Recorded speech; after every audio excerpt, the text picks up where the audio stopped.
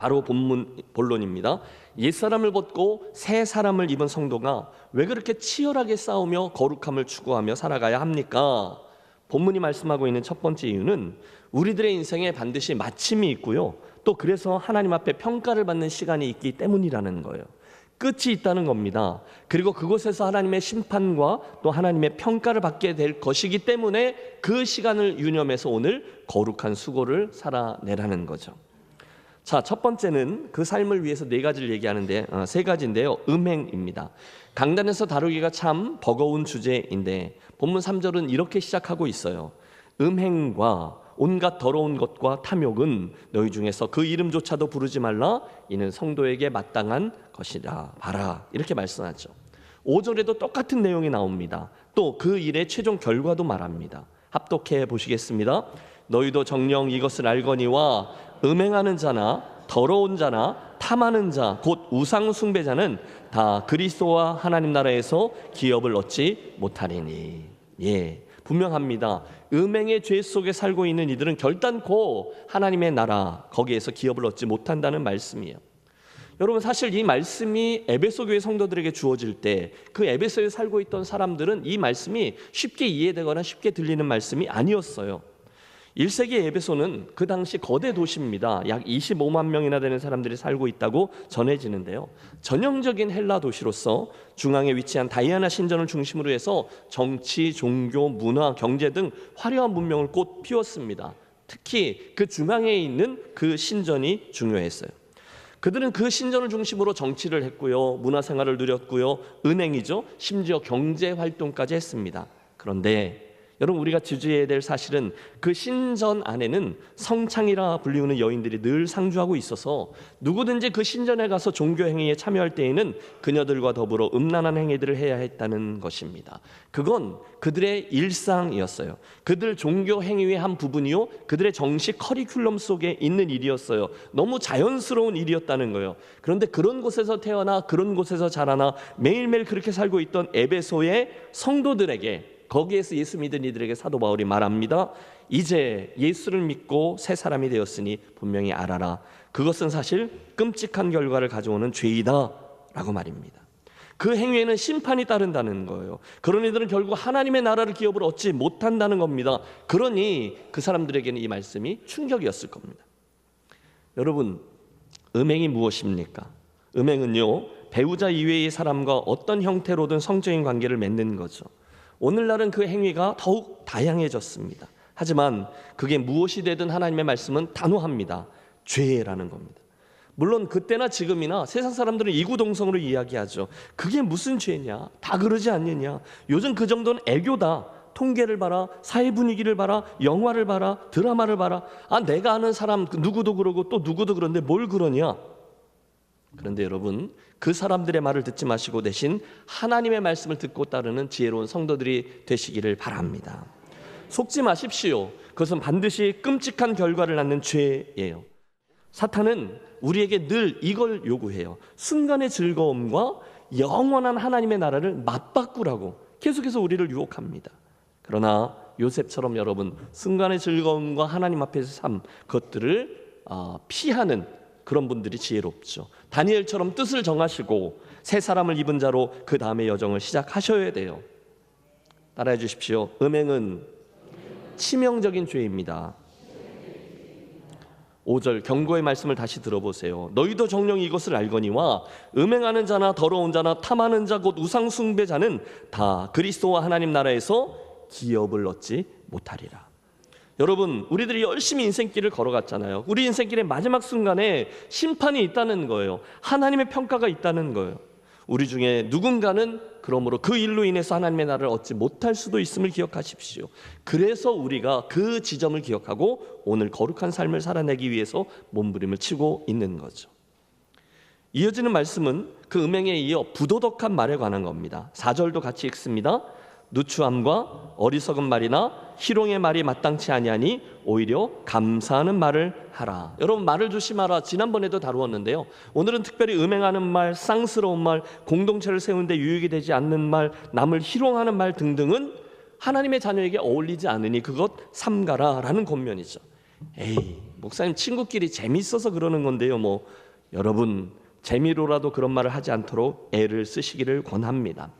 허망한 말, 유혹하는 말, 자극하는 말, 어떤 것도 우리에게 도움이 되지 않아요. 그거 하지 말고 오늘 본문은 오히려 감사하는 말을 하라 이렇게 말씀합니다. 해보실까요? 오히려 감사하는 말을 하라.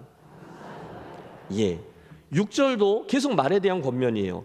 누구든지 헛된 말로 너희를 속이지 못하게 하라. 헛된 말로 너희를 속이지 못하게 하라. 여러분 이 6절은요 그 앞에 나오는 5절과 이어지는 말씀이거든요. 그러니까 성도들이 부도덕과 음행에 빠지는 이유가 거기 헛된 말로 속이는 이들이 있기 때문에 그렇다는 거예요. 그거 하지 말라는 거죠. 야 괜찮아 다 그러는데 이 정도는 죄도 아니야. 그런 헛된 말, 속이는 말에 사람들이 넘어간다는 거죠. 그러므로 그거 하지 말래요. 왜요? 이로 말미암아 하나님의 진노가 불순종의 아들들에게 임하나니. 뭐가 임해요? 하나님의 진노가. 그러므로 7절 함께 읽습니다. 그러므로 그들과 함께하는 자가 되지 말라. 뭘 하지 마요? 그런 헛된 말을 하는 이들과 함께하지 말라는 거예요. 여러분 이 이야기는요 반대로 그 당시 그런 말을 하는 사람들이 있었다는 거예요? 없었다는 거예요? 있었다는 거죠. 그건 우리 에베소 사람들은 누구나 다 전통적으로 해왔던 거야. 다이애나 신전의 그 행위는 그냥 종교의식일 뿐이야. 에베소 남자들은 다 그렇게 하거든. 그때에도 아니 오늘도 그렇게 말하는 사람들이 있어요. 야 그건 쿨한 거야. 요즘 세상에 애인 없는 사람이 어디 있냐? 통계를 보면 안 믿는 사람이나 믿는 사람이나 불륜을 행하는 비율이 크게 다르지 않아. 다 그런 거야. 그러나 그건 그거고 주님은 이렇게 말씀하시죠. 누구든지 헛된 말로 너희를 속이지 못하게 하라. 뭐요? 그것은 음행이다. 그것은 죄다. 그것은 나의 진노가 임하는 끔찍한 죄악이다. 그러므로 그런 불순종의 아들들과 함께 그 일에 참여하는 자 결코 되지 말라. 사랑하는 성도 여러분, 이 아침에 저와 여러분 모두 함께 하나님의 말씀을 단순히 듣고 그대로 적용하는 지혜로운 분들이 되시기를 또 한번 강권합니다. 오해하지 마세요. 여기 그들과 함께하지 말라라는 말씀은 단순히 믿지 않는 사람들과 접촉도 하지 말고 카톡도 끊어버리고 메시지도 하지 말고 전화번호도 다 지우고 모든 것들을 다 끊어라 라는 뜻이 아닙니다. 그 얘기가 아니에요. 구별되라는 거죠. 고린도전서 5장 10절 이 말은 이 세상에 음행하는 자들이나 탐하는 자들과 토색하는 자들이나 우상 숭배하는 자들을 도무지 사귀지 말라 하는 것이 아니니 그 얘기가 아니라는 거예요. 만일 그리하려면 세상 밖으로 나가야 할 것이니라. 그런 식으로 살려면 밖에 가서 살아야 된다는 거잖아요. 바울도 그걸 알았어요. 그들과의 관계를 다 끊어버리면 어떻게 그들을 전도하고 또 구원할 수 있겠습니까? 그러나 그럼에도 불구하고 본문의 의미는 명확하죠. 구별, 성별되이 살라는 거예요. 맞습니다.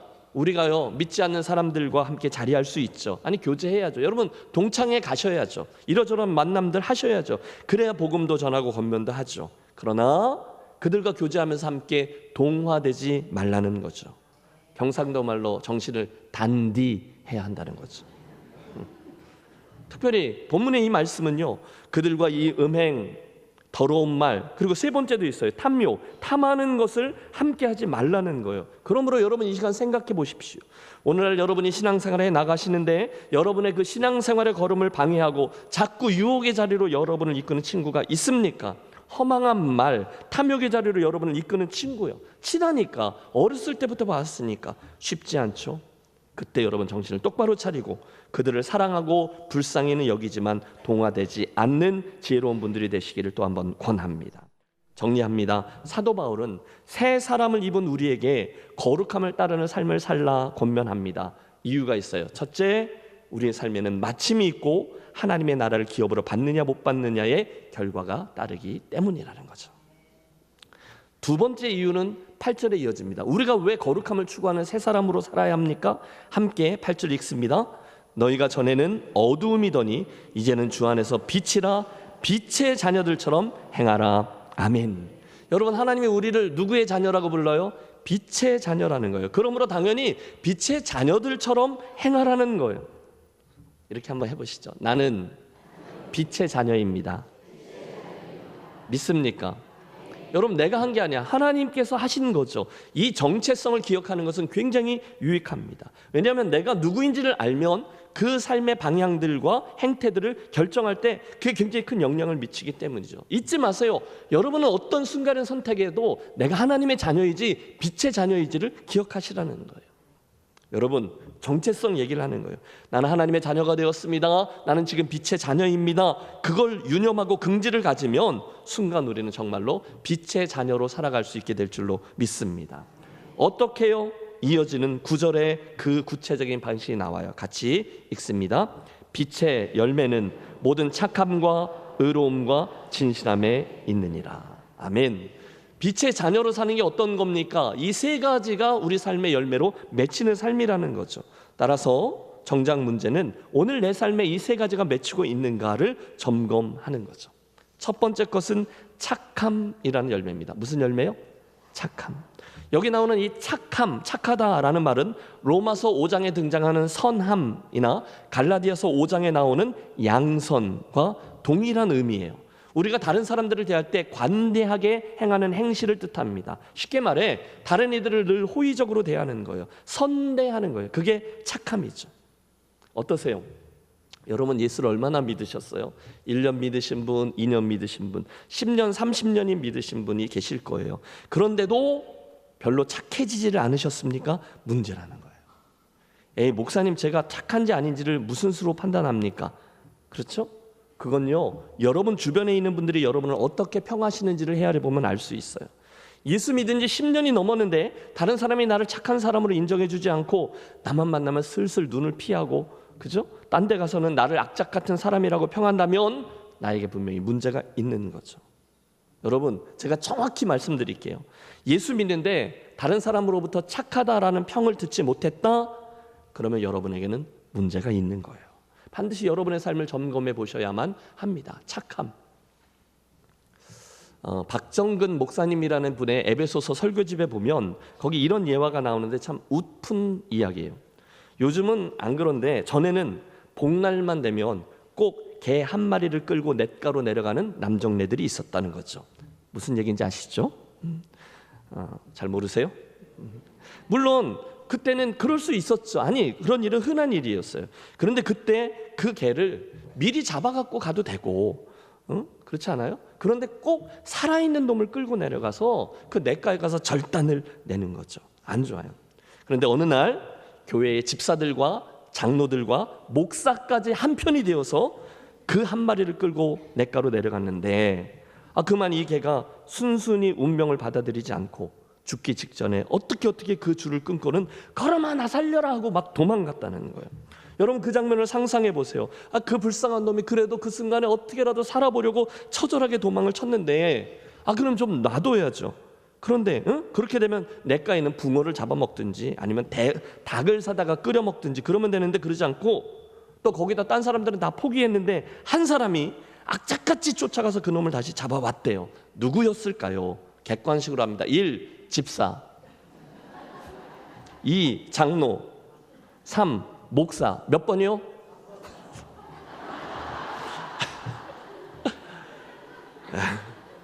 네, 맞아요. 목사님이었대요.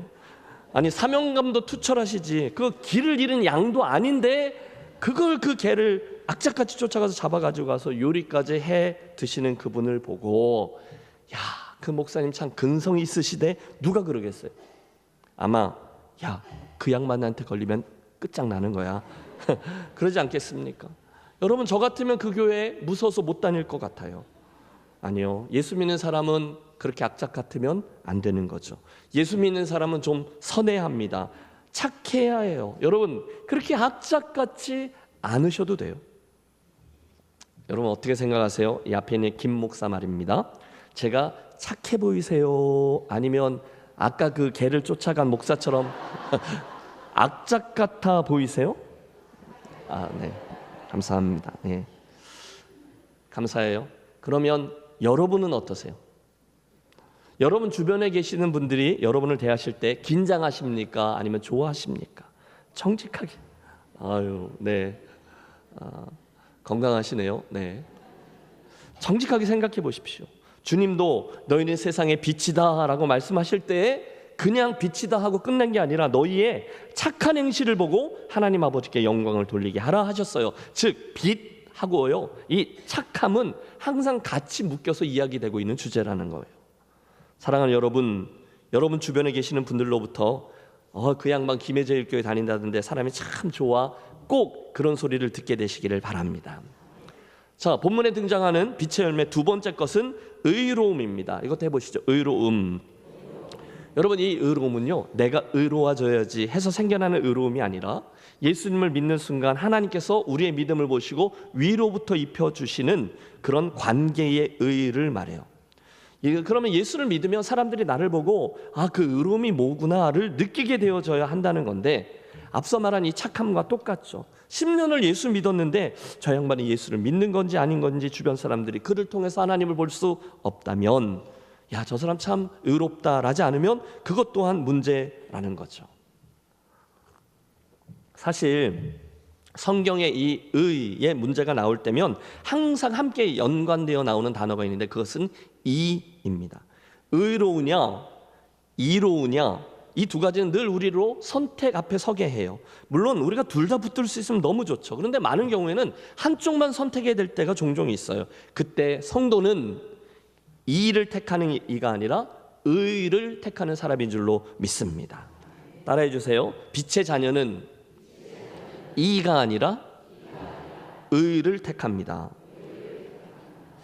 여러분, 오늘날 한국교회 신뢰도가 꽤 낮은 점수를 받고 있잖아요. 어디서 그 문제가 야기되었을까요? 틀림없어요. 그 선택의 상황 속에서 당연히 고민하지 않고 의를 택해야 되는데 이 사람들이 이를 택해 온 거예요. 뭐가 옳으냐, 그거보다 뭐가 더 좋으냐, 뭐가 더 유리하냐, 이것을 사람들이 더 많이 유익하게 하는 거죠. 우리 교회에게 뭐가 옳으냐보다 우리 교회 뭐가 더 이로우냐, 뭐가 목사에게 더 좋은 거냐, 그렇게 선택하는 걸 세상 사람들이 많이 봐온 거예요. 그래서 이미 점수를 매겼어요. 예수 안 믿는 나나 예수 믿는다는 당신이나 똑같군요. 그래서 신뢰도가 낮아진 거예요. 그러면 어떻게 해야 하죠? 이걸 회복시키려면 어떻게 해야 되죠? 이제부터라도 꾸준히 이로움이 아니라 의로움을 선택하며 사는 진정성을 보여야 하는 거죠. 사랑하는 성도 여러분, 빛의 자녀로 살아가시면서 자연스럽게 이 의로움의 열매를 드러내며 사는 분들이 되시기를 또한 축복합니다. 자, 빛의 자녀가 맺어야 되는 당연한 세 번째 열매는 또한 진실함도 있어요. 뭐라고요? 진실함. 진실함은 어렵지 않잖아요. 거짓이 아닌 걸 말해요. 진실된 행동. 지난 시간의 말씀처럼 거짓말하지 않는 거예요. 도둑질 안 하는 겁니다. 아 하면 아요, 어 하면 어라고 믿고 그렇게 행하는 겁니다. 그 양반 틀림없어. 그러면 참 진실해. 그게 빛의 자녀들 삶에 맺히는 세 번째 열매라는 거예요. 자, 세 가지를 한번 외워보시죠. 빛의 자녀들처럼 행하라. 어떤 열매를 맺습니까? 착함, 두 번째는 의로움, 셋째는 진실함. 여러분, 우리는 물론 믿음으로 구원을 얻어요. 그러나 그 믿음은 열매로 증명될 수 있습니다. 달라스 윌라드라는 학자는 마음의 혁신이라는 그의 책에서 미국의 현재 보수적인 교회들이 범한 아주 큰 실수 하나를 지적해요. 그 실수는 뭐냐면 미국의 교회들이 최대한 많은 사람들이 죽어서 천국 갈 준비를 시키는 것을 기본 목표로 삼았다는 거예요.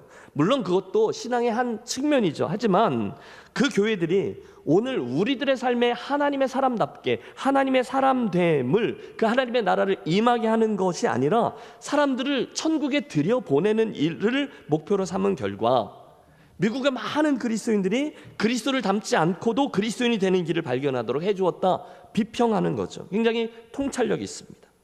바로 그대로 적용할 수 있죠. 오늘 우리들의 실수도 그럴 수 있다는 거예요.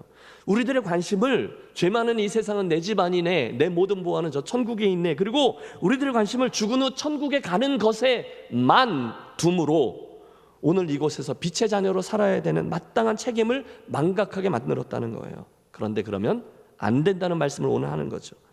하나님은 우리의 관심이 저 천국에만 가 있음으로 인해서 이곳에서의 삶에 대한 책임을 잊어버리는 것을 원치 않으십니다. 바로 거기에 오늘의 말씀이 있는 거예요. 빛의 자녀답게 행하라 라는 권면이 자리하고 있어요. 해보시죠. 빛의 자녀들답게 행하라. 뭐죠? 세 가지: 착함, 의로움, 진실함이 열매를 맺히는 삶을 뜻합니다. 이어지는 10절에도 또 한 가지 권면이 나와요. 주를 기쁘시게 할 것이 무엇인가 시험하여 보라. 어떻게 하면 그분이 기뻐하실까를 적극적으로 찾고 행하라는 거죠.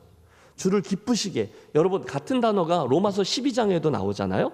너희는 이 세대를 본받지 말고 오직 마음을 새롭게 함으로 변화를 받아 하나님이 선하시고 기뻐하시고 온전하신 뜻이 무엇인지 분별하도록 하라. 하나님이 기뻐하시는 것, 그렇게 살라고요?